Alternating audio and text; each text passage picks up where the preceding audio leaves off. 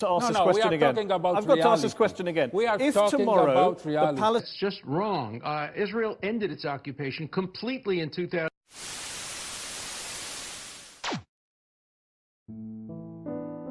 Eternity debates and past negotiations have failed to make progress on the conflict between Israel and Palestine, and there are currently no fresh talks on the prospect.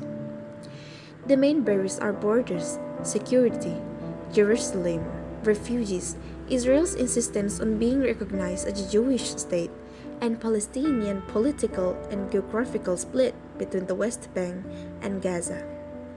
There are many solutions provided for years to solve this territorial conflict and humanitarian crisis, and I'm pretty sure it will be tiring and frustrating to read. So this video will summarize the solution from the early 1960s to Donald Trump deal of the century towards this issue. The United Nations General Assembly has adopted a number of resolutions saying that the strategic relationship with the United States encourages Israel to pursue aggressive and expansionist policies and practices. From 1967 to 1989, the United Nations Security Council adopted 131 resolutions directly addressing the Arab-Israeli conflict. Since the creation of Council in 2006, it has resolved almost more resolutions condemning Israel than on the rest of the world combined. As of 2013, Israel had been condemned in 45 resolutions by the United Nations Human Rights Council. But do all these resolutions make any better to the status quo? We will discover that later on this video.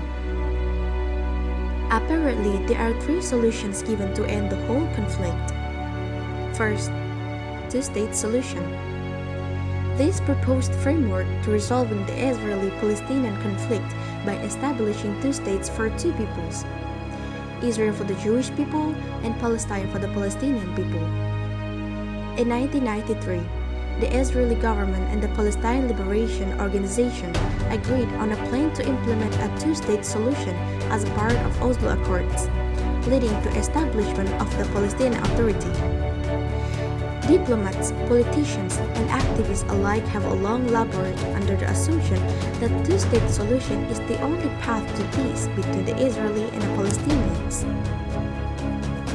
The Palestinians demand that the border of the new state should follow the Green Line, giving them 22% of the historic land, but Israel, which has built hundreds of settlements on the Palestinian side of the Green Line over the past 50 years, insists that most of this should become part of Israel, requiring a new border, which would mean, according to critics, the annexation of big chunks of the West Bank. Land swaps could go somewhere to compensate, but negotiations have stalled on the fundamental issue. Israel wants assurances of its security behind whatever border may be established in 2-state solution. Jerusalem is another obstacle. Israel has said it cannot agree any deal which sees the city shared or divided between the 2 sides.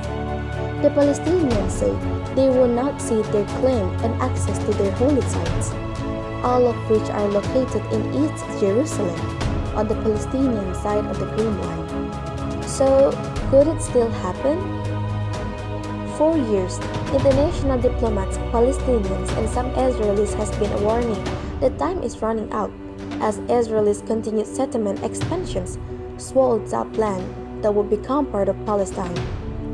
Many Palestinians and some Israelis now say the line has already been crossed and the 2-state solution is impossible. Privately, many diplomats agree. Second, 1-state solution.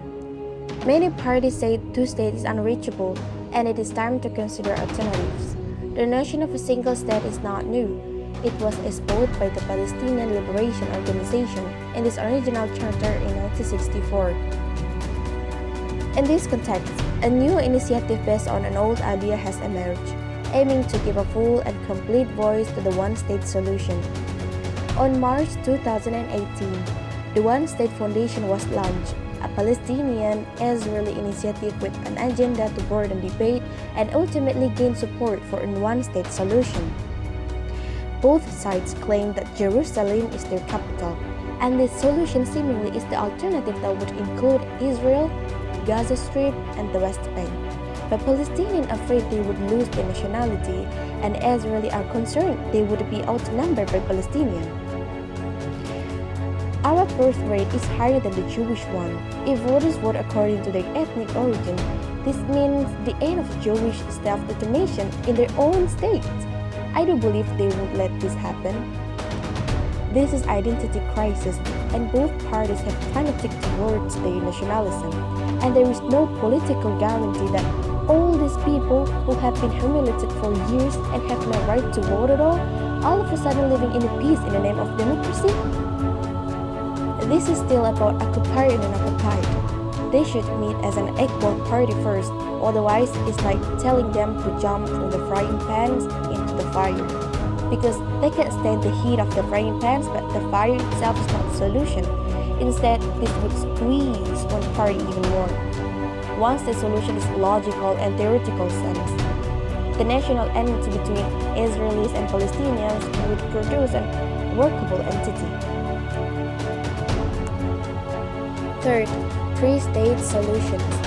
There are now three states involved in the Israeli-Palestinian conflict: Hamas in Gaza, and the Palestinian Authority in the West Bank, and Israel. The two regions' experiences after the establishment of Israel in 1948 also were quite different. More than 1 million refugees and their descendants live in the Gaza Strip, making up more 84% of the total population, and nearly 50% still live in camps. Meanwhile, only 26% of refugees are in camps there, representing less than 10% of the total population. Because they have created familial and economic ties to the West Bank, they are more rooted and amenable to political compromise. According to Los Angeles Times, West Bank Palestinians also could profit from such an agreement. Indeed, the Israelis are already considering giving Fatah the nearly $500 million in the tax revenues they've been withholding. A bifurcated Palestine ultimately might facilitate a temporary solution to the conflict. Peace between Israel and the West Bank, continued fighting between Israel and Gaza. This is an admittedly partial and temporary solution.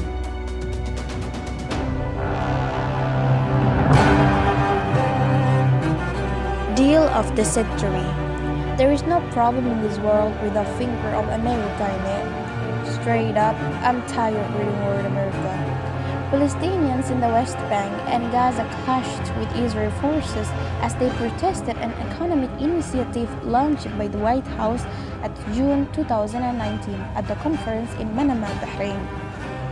The multi-billion-dollar Peace of Prosperity proposal to boost Palestinian and neighboring Arab states' economy is a part of Middle East peace plan heralded by United States President Donald Trump as the deal of the century and spearheaded by his son-in-law and advisor Jared Kushner. They promised to create 1 million jobs in Palestine and would take their unemployment rate from about 30% to single digits and reduce their poverty rate by half. Palestinians have rejected the plan, as it doesn't address Palestinian statehood and the status of Jerusalem and the fate of refugees.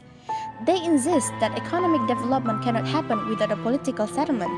Al Saad, international relations advisor to the Palestinian Authority of President Mahmoud Abbas, said that Donald Trump not just trying to solve the problem, but destroy the whole perimeter they already have in the very first place. For example, first, recognize that Jerusalem is the capital of Israel and move the American embassy to the city. Second, claims that there are only 42,000 Palestinian refugees, which brings them to the binary problem compared to a United Nations survey of some 5.5 million people. Third, considers that Israeli settlements in the Palestinian territories do not constitute an obstacle to peace. And last one, considers that Palestinian territories are not occupied by Israel. Like, what? This is not surprising. In reality, we know that American presidents prefer quick negotiations that culminate with agreed fanfare. And we couldn't prevent Donald Trump's involvement considering because both sides incapable of moving forward on their own. But thing is, the alignment is way too imbalanced. We know that Israel systematically destroying the two-state solutions, and because this disproportion created imbalance of power, which making one side able to do whatever they want. We all know Israeli and allies doesn't profit by the peace, they profit by the war. History shows that winners of geopolitical confrontations almost never voluntarily give up the fruits of their victory.